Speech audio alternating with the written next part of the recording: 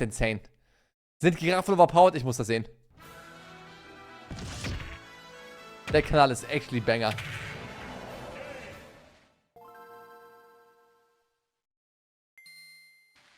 The Africa server is full of extremes. You've got the most powerful builds in the game, including the largest terrestrial build in the entire game currently. But while the African bush elephant may indeed be the largest, it isn't the tallest. That title goes to the subject of today's video, the giraffe. But is being the tallest build in the game actually that effective of a strategy? How does it play out in practice? And what abilities did the giraffe spec into? Objektiv gesehen, ein sehr seltsames Tier. No? Der Hals, das ist sowieso halber Dinosaurier, I don't know, und dann der Körper und wie sie rennen müssen, wie sie schlafen und wie sie sich hinsetzen.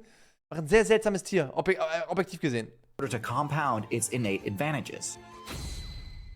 The giraffe's extreme height grants it several benefits. The first of these is how it completely changes the dynamics regarding the game's stealth mechanics. So, most top predators in the African savanna opt for the ambush strategy to get within striking range of their targets. They tend to rely on a combination of innate camouflage and use of natural cover to evade detection while closing most of the distance, breaking from cover only at the last possible second when they believe they can close the remaining distance before the target has a chance to react. This strategy is almost completely useless against the giraffe, because the stealth benefit from natural cover, things like tall grass and bushes, is entirely negated when viewed from a high vantage point. While staying low to the ground may obscure your character from the perspective of something like a gazelle or zebra, to a giraffe you are completely exposed and your approach was seen coming from quite a ways off. The second main benefit granted to the giraffe via its height is a bonus to its defense. Because the giraffe's hurt box is elevated significantly off the ground, it's extremely difficult for most players to land a hit on the giraffe's vitals.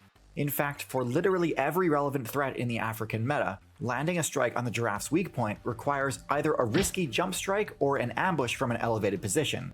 Neither of which are very efficient strategies, with the jump strike in particular being easily punishable by any of the giraffe's many powerful counterattack options. Speaking of, let's take a look at what those are. The giraffe's reach not only keeps its own vitals out of attack range, but also makes it very easy for a giraffe main to land their own attacks. Similar to horses and zebras, the giraffe's main method of attacking is its kick, dealing moderate damage to any target that dares enter the giraffe's zone of control. However, when the giraffe really needs to deal some damage, it resorts to its signature move, the ossicone bash. The giraffe swings its neck in a wide arc, with the intent to connect with the horn-like protrusions.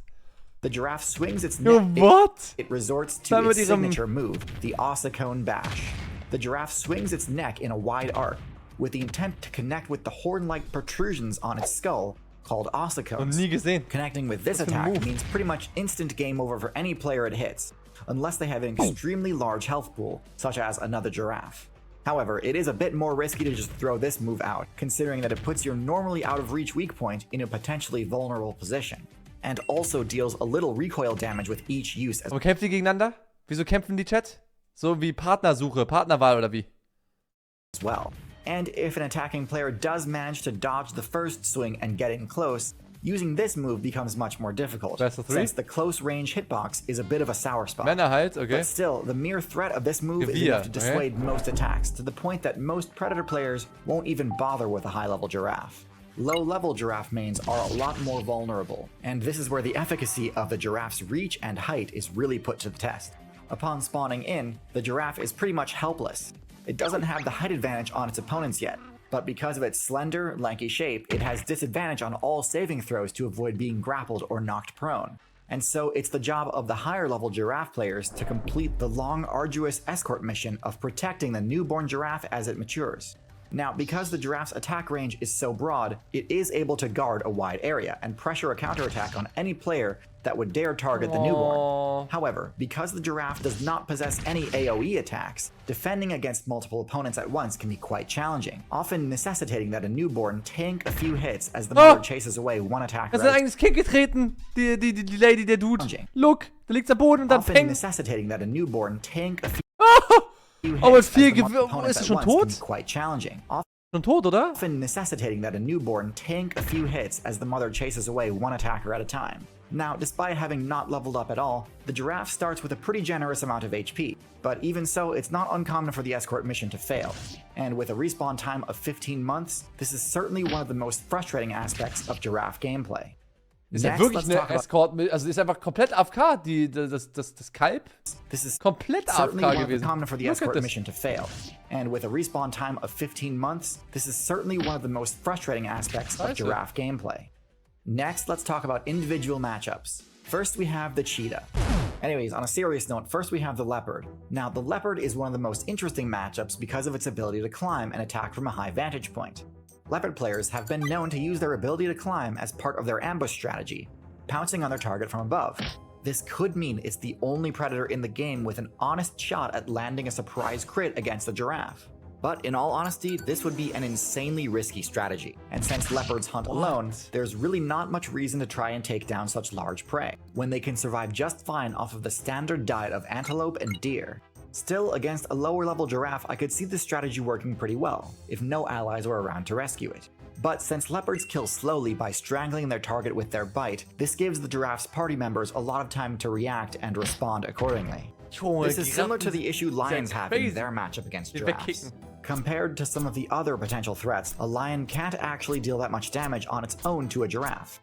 Even against a low-level giraffe player, it's unlikely they could take it out in a single attack, leading to the same issue as a leopard, where the giraffe's teammates would be able to rescue it. However, because lions do cooperate, together it is possible for a pride of lions to bring down even a large adult giraffe, but not without serious risk to the attackers. And since lions typically close in on their targets by staying low to the ground and moving slowly, the giraffe's height is perfectly suited to detecting their approach and escaping before they're in any real danger. So lions taking down giraffes does happen, but it's exceptionally rare. The rhino is an interesting matchup. Obviously, giraffes and rhinos have no real reason to attack each other, but due to the rhino's poor eyesight, it tends to perceive most players that come near it to be threats regardless. Lucky for the giraffe, the rhino's horn is not usually able to reach the giraffe's weak point, so as long as it can avoid getting knocked over, giraffes tend to do just fine in this matchup. Despite the incredible range of a rhinoceros's horn, the giraffe's kick can still outrange it, and although rhinos are quite tanky, a good kick to the face is usually enough to dissuade further attacks. An important matchup I want to discuss is the hyena.